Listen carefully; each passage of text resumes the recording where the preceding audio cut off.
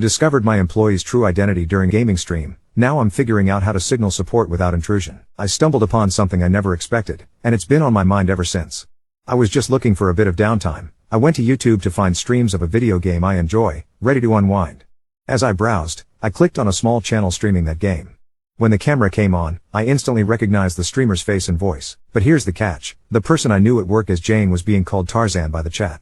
Everyone was using he/him pronouns, and in the bio, there it was, Tarzan, he/him.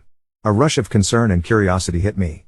Of course, I didn't jump into the chat. I know for a fact that if I were streaming in my off hours, the last thing I'd want is for my coworkers, or even worse, my boss, to wander in unannounced. More importantly, though, if they were a trans man, not the cis woman they'd presented as at work, I didn't want to be the one to cause them anxiety by revealing that I knew. I fully believe it's up to each person to share their gender identity on their own terms, or not at all if that's what they choose. The place we work is a bit of an odd mix. The company has a reputation for being quite conservative, but day to day, the employees tend to be on the progressive side. I know they don't really have anything to fear job-wise, even if they decided to come out, since our country has really solid anti-discrimination laws. But of course, there are countless personal reasons why someone might not want to come out at work. Still, I keep thinking how hard it must be to force yourself back into the closet every single day, and I want them to know that if they did decide to be open at work, they'd have my support and it would be safe. Now I'm caught between wanting to subtly show my support and not wanting to intrude or push them before they're ready. I'm trying to figure out how to balance offering a sense of safety with fully respecting their privacy. Update 1. Everyone in my workplace was kind and thoughtful about the issue I faced, and many offered insightful advice. After considering my options, I decided not to say anything directly to Jane, nor did I focus any particular attention on her outside our professional interactions. Instead, I shifted my focus to ensuring that everyone in our workplace felt safe and respected, without singling anyone out. I also stayed away from her YouTube channel. It just felt wrong to blur the boundaries between Jane's personal and professional life. Popping up in her comments section as her manager, or quietly following her without her knowledge, felt uncomfortably close to stalking. If I started streaming as a hobby, I certainly wouldn't want anyone from work, especially my supervisor, showing up in my audience without my knowing. And honestly, when I want to watch streams of video games, I have more than enough channels to choose from. I didn't need to watch hers in particular. Jane never did end up coming out at work, but about a month after all of this, another employee did. Let's call him Eric, except, about a week after my letter, Eric came out as Ariel, a trans woman. Keeping with our team's theme of Disney names, it felt only fitting. I realized immediately that I needed to make it absolutely clear that any kind of discrimination toward her wouldn't be tolerated under my supervision. Anyone harassing or disrespecting Ariel would answer directly to me. I also doubled down on educating myself about gender identity. I'd already started reading and learning before, but this real-world situation gave me even more urgency. I was now managing a trans person, not as a vague possibility, but as my daily reality. Fortunately, my team was every bit as open-minded as I hoped. There was an adjustment period as everyone got used to Ariel's new name and pronouns, but any mistakes were met with gentle correction from Ariel, and my team was gracious in accepting it. Now, nobody slips up. Well, almost nobody. Once, I overheard someone ask Ariel if she was considering bottom surgery, a wildly inappropriate question for the workplace. I immediately stepped in and asked if I'd just heard them inquire about a coworker's genitalia. The look of shock on their face told me they hadn't realized how utterly out of line they were. Maybe it was simple curiosity, maybe cluelessness, but either way, I made sure to shut that down pronto. As I often say, as far as I'm concerned, my coworkers might as well be Barbie and Ken dolls. None of us need to know or care what's going on downstairs, and I won't tolerate prying or invasive questions. I reminded the team that, besides being wildly inappropriate, that sort of thing could lead to a sexual harassment complaint. It only had to be said once. Ariel and I talked about it afterwards, and I told her she was never obligated to answer questions like that, and she could always come to me if anyone made her feel uncomfortable. Where things got messier was outside my team. The rest of our company, unfortunately, wasn't so welcoming. While nothing was done that could officially count as discrimination under the law, it became painfully clear that following the letter of the law is not the same as following its spirit. Our company issues uniforms, and while women are allowed to wear skirts or trousers, men are required to wear trousers. It's a gendered standard I'd hoped we'd be beyond by now. When Ariel started her transition, they refused to give her a skirt until she legally changed her name and gender. Only then, they insisted, would they recognize her as female, according to policy. This also forced her, for months, to introduce herself as Mr. Eric X on the phone and in her emails, because her records wouldn't be updated until her legal change went through. A bureaucratic nightmare that can stretch from weeks to over a year depending on where you live. I pushed hard against this. I argued that the spirit of the law mattered, not just the words on paper. I tried to be there for Ariel, offering a sympathetic ear when she needed to vent. Our own team was supportive, but it took many complaints to HR and some casual remarks overheard by higher-ups about how embarrassing and regressive this all was before the company started to backpedal. Eventually, Ariel got her new uniform and could finally present herself as her real, authentic self, something that should have happened without a fight. But, of course, this progress didn't come without its own twist. Now management likes to trot Ariel out as some kind of evidence of how inclusive we are. During the retirement speech of our former head of HR, the words, "I'm proud to have worked at a company that accepted Ariel, a trans woman, with open arms," were squeezed out with zero self-awareness. The discomfort in the audience was palpable, never more than for Ariel herself.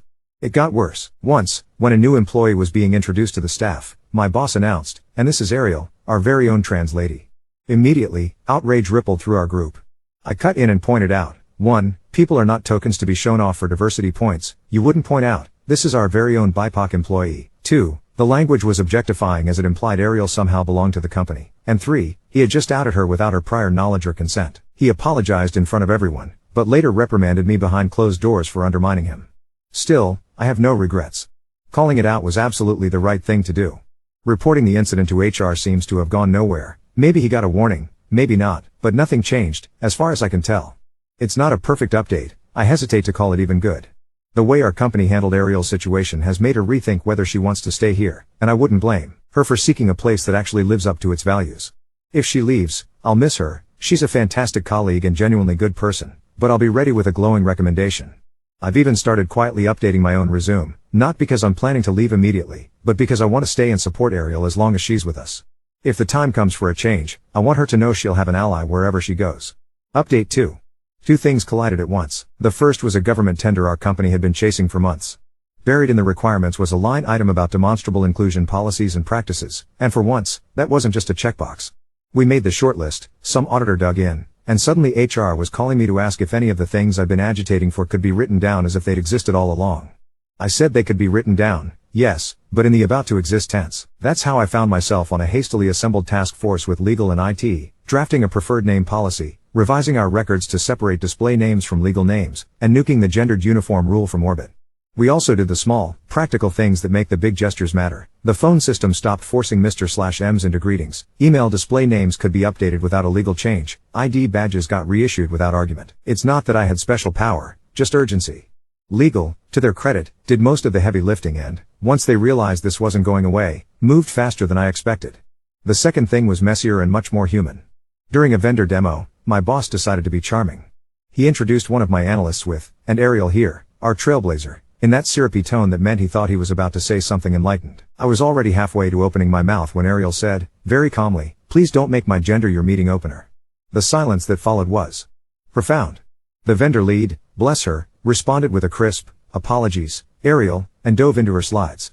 After the meeting, my boss tried to scold me for not lightening the mood. I told him he'd made it heavy, not her. That would have been one more brick in a long wall of irritations if it hadn't also been a recorded call. The vendor's account manager sent me a note later. "Hey, I don't know your internal politics, but this is the kind of thing that costs you points on our side." She attached the clip. I didn't even have to send it to HR. It went up the chain via procurement attached to a risk memo about the tender. A week later, my boss was no longer in the reporting line. The email said strategic projects, which we all know is corporate for far away from people. I have very mixed feelings about people losing power because of their worst moments. I also don't have the energy to apologize for being relieved. There was a lot happening at once, and of course that's when my door clicked shut and Jane stood there, took a breath, and said, "I want to change my name at work. I'm Elliot." He/him. I don't think I've ever been more grateful for having done the boring administrative work first. We talked through what he wanted, how to roll it out, who to tell and when, whether to send an email to the team or let it spread naturally. He opted for a quiet Monday morning note from me to our immediate group, a new email display name, and stickers on his water bottle and laptop that said he/him that he bought himself. He didn't want a big fuss, just to stop bracing for his dead name every time the phone rang. We still had some bumps. Someone in payroll sent an all-staff template about benefits that pulled his dead name from a hidden field. He forwarded it to me with, "I know you're on it," which was kinder than I deserved in that moment. I was on it, but I also wrote back and apologized. You can't fix systems without acknowledging the ways they're still breaking people. IT traced the issue to a legacy report and killed it within the hour. Later that day, when I asked Elliot how the week was going, he said, "Honestly? Better than I expected. I thought changing my signature would make it real in a scary way. It made it real in a good way." Ariel watched all of this with a measure of quiet satisfaction I didn't understand until she said, "It's easier to be the first when you stop being the only." She's still job hunting. She told me that hasn't changed, but she also volunteered to be part of a working group for our new policies. And, in a moment that pulled the rug out from under me, recommended me to chair it. "You're the first manager I've had who didn't make me teach them," she said. That's worth something. The tender deadline forced everyone's hand. We ran an internal pilot of the new policies with our team as guinea pigs. We did a quick, quiet training, no rainbow confetti, no inspirational video montage, just a lawyer explaining what the law requires and a facilitator explaining why we should be trying to meet more than the minimum. People asked the questions they've been holding in: how to correct a colleague without making a scene, how to handle travel when IDs don't match presentation, what to do when a client writes back with "Dear Mr. Elliott." We didn't answer everything perfectly, but we gave people scripts and permission to use them, and that seemed to loosen something. The craziest day, the day where I thought, I cannot believe this is my life, arrived courtesy of a flight to a client site. Travel had booked Ariel and Elliot together, plus me and one other analyst. Security pulled Ariel aside because her ID still lagged behind her transition. We had prepared a letter, it did the job, it was still draining for her. Elliot, watching, went pale and then absolutely still. He had, tucked into his backpack, the same letter drafted for him in case he needed it. No one asked for it. He took it out anyway and said, "I'll go through the manual screening." The agent blinked at him and said, "Sir, you don't need," and he said, "I know. I'm choosing to." A small, unnecessary, deeply meaningful act of solidarity. It slowed us down by 10 minutes and somehow bought us an inch of air back. We made our flight.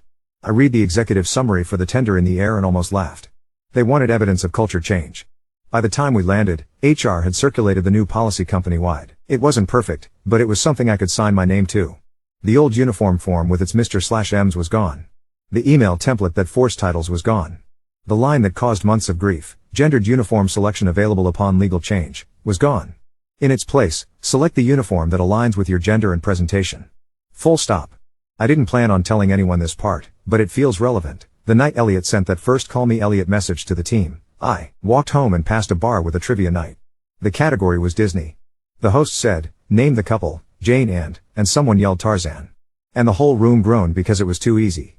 I don't believe in cosmic signs, but I do sometimes appreciate a well-timed wink from the universe. I did not say anything to Elliot about it. He deserves a life that isn't a choose-your-own adventure of coincidence. We didn't win the tender, we came second, and the postmortem didn't even mention inclusion as a shortcoming, which is a sentence I wouldn't have imagined writing 6 months ago.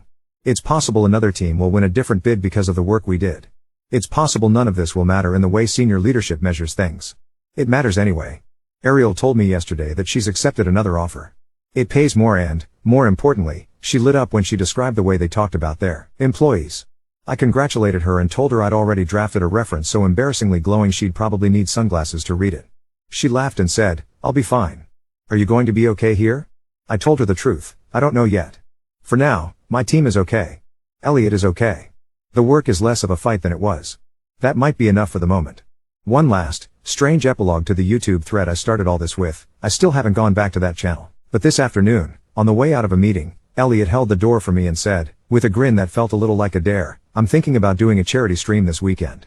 I said, "I hope you raise a lot of money," and kept walking because boundaries are boundaries and also because I wanted to give him the space to decide how much of himself to bring into the workplace. He called after me, "If anyone asks where I am on Saturday, tell them I'm saving the rainforest." I didn't turn around, but I let myself smile the whole way down the hall. Update 3. Elliot did the charity stream, and I kept my deal with myself and didn't watch. On Monday, he arrived with a hoarse voice and the tired, bright look of someone who has been very online for too many hours and would do it again. He said, "We hit 5 figures," in the same tone you might reserve for "I saw a comet." He'd picked an environmental NGO with a tiny staff and a scrappy website, and somehow half the team had found their way into his donation link anyway. Our CFO sent a note asking if the company could match as a one-off. I forwarded it to legal expecting a no with citations and got back, "Yes, and we'll add a line to the policy for employee charity matches that aren't on the official list." Sometimes governance surprises you in the right direction. The part that turned the week was not internal at all. One of our legacy clients, the kind with a name people recognize and a procurement process that could take down a healthy ox, sent an agenda for a kickoff. Elliot replied with the usual logistics and his signature, which now had him in it. 10 minutes later, sales pinged me. They'd been forwarded a note from the client's operations director. "Please remove political messaging from signatures. Please also do not include the analyst, referenced below, on calls. We'd prefer someone more neutral." There's a particular kind of anger that feels like standing very still. I asked sales to forward me the thread. I wrote back to the director, "We don't characterize pronouns as political messaging. If pronouns in an email signature are a blocker for your team, we're not the right partner." I CC'd our account lead and legal and then shut my laptop for a full 60 seconds because my hands were shaking. Chaos, of course. Sales, panicked and reasonable, came to my door. "Couldn't we just send someone else?" Legal texted, "Let us get you language." Leadership called a quick huddle. No one wanted to lose the revenue. No one wanted a precedent on paper that said we'd change who people were to fit a client's comfort level. Our general counsel, who has the steady cadence of an NPR host, said, if you cave once, it's standard operating procedure to ask again. I'd rather we not train the market. The client escalated, as clients do, up their chain in hours. The CEO called me and asked what happened. I told him. He was quiet for a beat and then said, okay. He sent a short, boring email to the client's counterpart about misalignment of values, and that was that. You could feel the axis of the floor tilt when the "we're stepping back" note went out. People sent me messages I didn't answer because I didn't want to turn it into a victory lap. Elliot came by my desk and stood there with his hands jammed into his pockets like he was afraid of his own elbows. I have never had a boss lose money for me before, he said. I told him it wasn't for him. It was for our policy. He said, same difference, and walked away before I could get sentimental. Facility-wise, we were still tripping on the little things. Security flagged Elliot one morning because his badge still used his old photo and the guard on duty hadn't been briefed on the "don't interrogate people at turnstiles" memo. It lasted 30 seconds and felt like 30 minutes. I called facilities and asked if we could do a badge refresh blitz without the usual formality. The guy from facilities said, we could do that while we swap the signage. He'd been sitting on a pile of gender-neutral bathroom signs waiting for the right time. We decided the right time was Tuesday.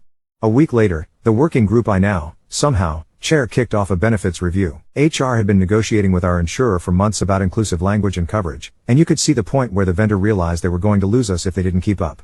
They stopped sending us brochures with blue silhouettes of men and pink silhouettes of women, and they fixed the language around family planning so it didn't assume anything about anyone's body or partner. An analyst in another department sent me a one-line email. I used the preferred name field and my boss didn't blink.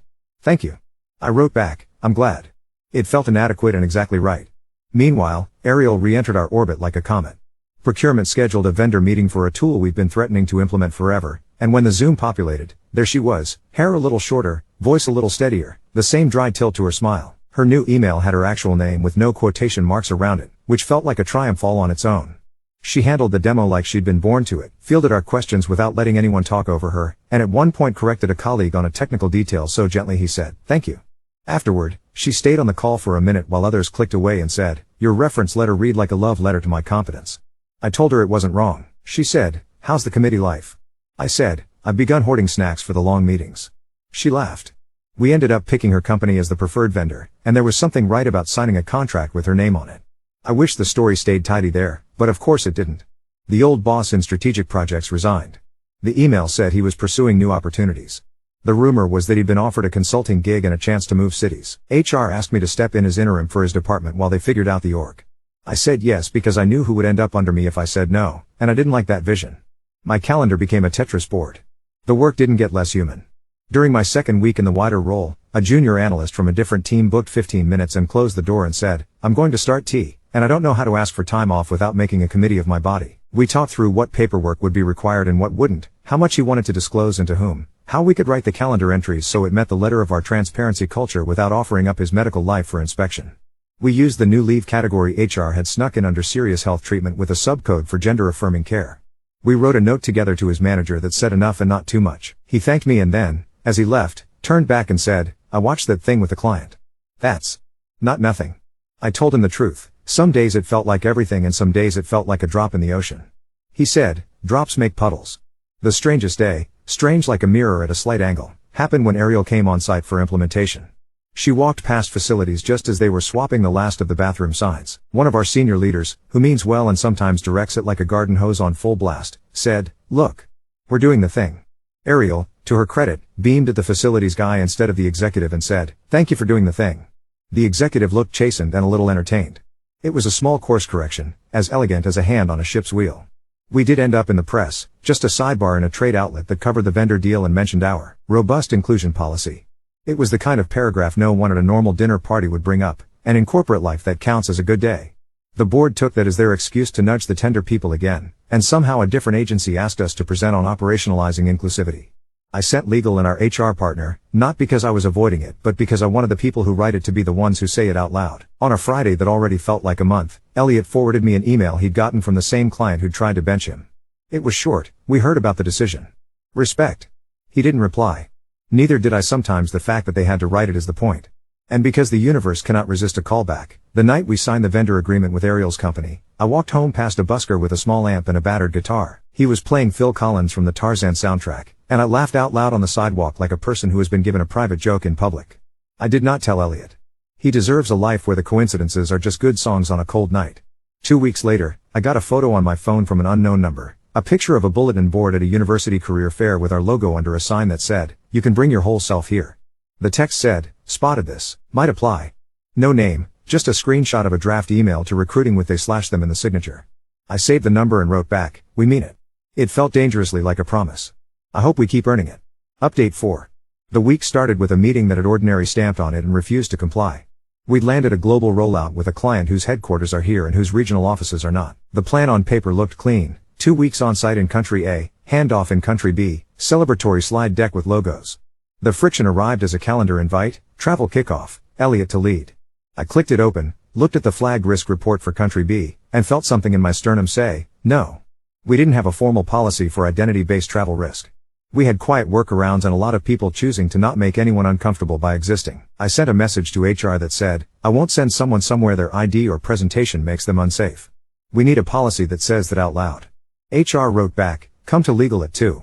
By the time the clock hit 3, we had a draft with words like non-penalized opt-out and equivalent remote leadership opportunities. It wasn't elegant, but it was legible. We brought Elliot in and asked him what he wanted. He stared at the map on the wall like it had offended him personally and said, I want the work. I don't want to be an experiment at immigration. We wrote the plan so we wouldn't have to be either. The client pushed. Our teams do better in person. Legal, bless them, said, our teams do better alive. We flew 2 analysts who were comfortable and well prepared, built a telepresence rig that made Elliot the biggest face in the room, set the hours to overlap, and told the client that if this didn't work we'd revisit. It worked. It was so boring it was beautiful. Weekly progress, no incidents. A project manager in country B who sent us a separate note saying, thank you for not asking your people to take on our laws by themselves. A different fire, dumber and hotter, lit in finance. A new hire in accounting uses they/them. Their manager, practiced and calm, sent the standard intro. A senior accountant replied all with a line about the English language and my beliefs. I called him into a room. He started with a speech he'd clearly rehearsed, and I let him finish because sometimes you need people to hear their own logic in the air. When he reached the part about being forced to participate, I said, I am not interested in your belief system. I am responsible for the environment our employees work in. You're not required to believe anything you don't. You are required not to harass your colleagues. Use their name. Don't editorialize. He nodded, tight, and lasted a week before making a joke in a meeting that landed like a brick. We followed our own rubric. Documented. Coached. Wrote down exactly what would happen next. He decided he didn't like those terms and resigned, loudly, to anyone who would listen. I did not chase him. Sometimes the absence of someone is the policy functioning. Ariel continued orbiting our days like the sort of comet that crosses the sky at exactly the right time. Her implementation team came on site for a sprint. In a rare lull, we had coffee in the cafeteria that pretends to be a cafe by owning a chalkboard. She said, I'm keynoting a small conference. I'm going to talk about how boring process makes inclusion stick. I said, God's work. She grinned and said, please don't call me clergy. The part that knocked me sideways came a few days later. Facilities emailed that badges were ready for anyone who'd requested a refresh. Elliot walked down with me because you can talk about systems all you want. The system for him is a piece of plastic that either greets him with his name or doesn't. The guard who'd stopped him before was on duty, new signs over his shoulder. He looked at the old badge, then the new photo, then at Elliot and said, carefully, congratulations on your update, sir. It wasn't perfect. It didn't need to be. Elliot stared at the badge like it was a small animal that might run away if he moved too fast, then said, thanks. We went back upstairs and he put it on a lanyard the way you put on a jacket you've wanted for years. Marketing tried to do a thing and, for once, mostly did it right. The company's charity committee heard about Elliot's stream and pitched a spotlight post. He said yes, with conditions, no dead name, no brave, no implying he'd done it for us. The post that went up read like a human wrote it. One of our analysts raised X for Y last weekend. We matched. Here's the link to the NGO. The comments did what comments do.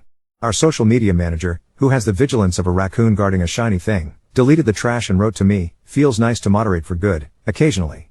In the middle of that, the org chart tried to make its mind up about me. HR asked me to remove the interim from my title. The COO took me to lunch in a place with linen napkins to tell me that, gently, fewer surprises would be good. I said, I don't surprise people for sport. I surprise people when the alternative is harm. He said, don't make me defend you to the board. I said, then write the policies so you don't have to. 2 days later, the board signed off on the travel policy, the uniform language, and a one-page statement that pronouns weren't politics. I accepted the role because it's easier to hold the wheel when your hands are supposed to be there. Somewhere between all of that and the coffee that never cooled, the email from the unknown number that had sent me the career fair photo became a person. They showed up for an interview with a neat notebook and a steady voice, introduced themselves, and used they/them without rounding the corners. The hiring panel did their job without a single rubberneck. Later, after we made an offer, they wrote me one line, "You said you meant it." I wrote back, "We're trying every day to prove it." Their manager sent me a photo on their first day of a desk with a small plant and no fuss.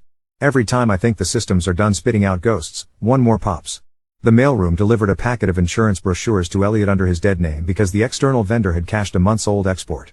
He brought it to me, eyebrows up. We sat in a conference room and called the vendor together on speaker. I watched their rep apologize and then watched the moment where she understood that this wasn't a note for future editions but a breach of trust for which you say "I'm sorry," and then you fix it. She did.